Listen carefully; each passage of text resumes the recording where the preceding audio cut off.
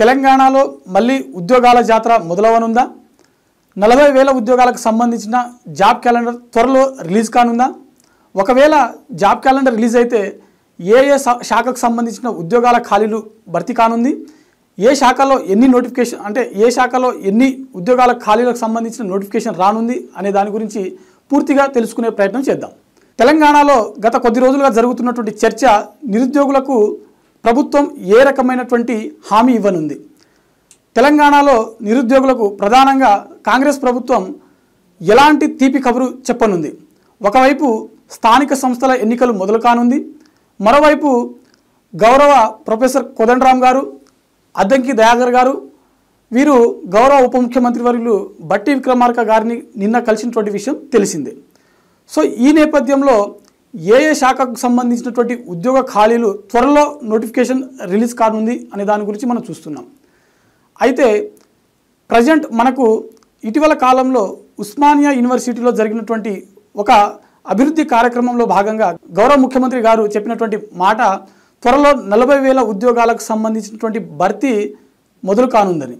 So ఈ నేపథ్యంలో మనకు ప్రజెంట్ ఉన్నటువంటి వేకెన్సీస్ ఏంటి అని చూసుకున్నట్లయితే, ఒకటి అంగన్వాడీ సంబంధించినటువంటి ఉద్యోగాలు. అంగన్వాడీకి సంబంధించినటువంటి ఉద్యోగాలు సుమారు 14,400 పైచిలుకు పోస్టులకు గాను త్వరలో మనకు ఉద్యోగ నోటిఫికేషన్ రానున్నట్లుగా మనకు తెలుస్తూ ఉంది.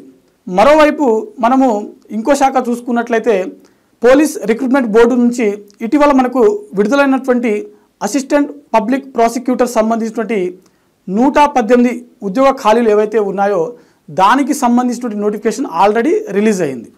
దీనికి సంబంధించినటువంటి అప్లికేషన్ ప్రాసెస్ త్వరలో మొదలు కానుంది. ఇంకో శాఖ చూసుకున్నట్లయితే మనకు తెలంగాణలో ప్రధానంగా చాలామంది అభ్యర్థులు గత కొద్ది రోజులుగా ఎదురు చూస్తున్నటువంటి నోటిఫికేషన్ విలేజ్ లెవెల్ ఆఫీసర్.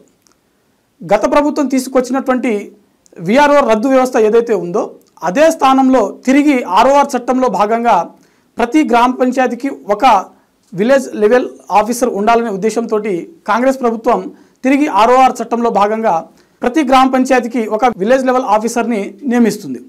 ఈ నేపథ్యంలో గతంలో పనిచేసినటువంటి విఆర్ఓలు విఆర్ఏలు ఎవరైతే ఉన్నారో వారిలో సగం మందిని తీసుకోవడం జరిగింది.